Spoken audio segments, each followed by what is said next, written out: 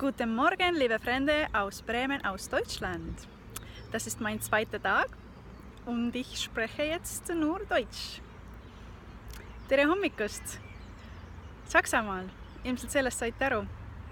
Ja tundub, et olen lõunamaale sattunud, sest muru on roheline, puud on rohelised ja lubab kuni 23-24 kraadi.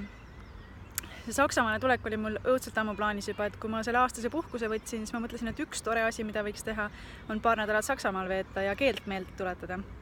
Saksa keel on mul nii-öelda esimene võõrkeel, lisaks vene keelele. Aga kuna koolis sai õpitud, aga elus mitte kasutatud, siis on väga palju ära ununenud.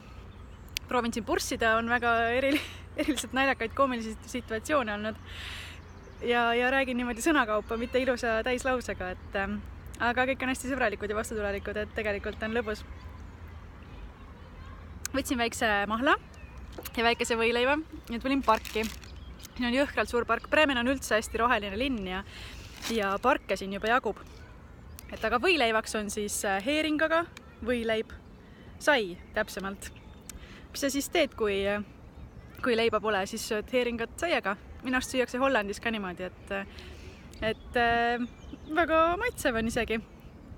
Bremenist veel nii palju, et väga väärika ja väga pika ajalooga linn. Hansalinn, ilusaid hooneid, vana linn, kitsad mõnusad tänavad, hubased kohvikud ja platsid, et kõik on siin olemas. Et tuleb välja, et Bremen on ka Saksamaa kohvipealinn, mida iganes see siis tähendab. Siin toodetakse ka Mercedes-Benz'e ja siin toimub Euroopa suurim sambakarneval. Nii et peaks äkki hoopis siia tulema siis sambakarnevarile, mitte Riosse ennast pressima. Täna siis tõesti teine päev ja eile linnaga tutvudes tundus see kõik nii tuttav ja nii loomulik, et Euroopa kodune, tuttav saksa keel ja samas ikkagi nii lõunamaine ja mõnus suve teistmoodi. Et inimesed on hästi sõbralikud ja melu on siin mõnus. Aga jään oma võileiba siia nautima siis ja loodan, et kohtume varsti jälle. Haben Sie einen schönes Tag. Ciao. Tschüss.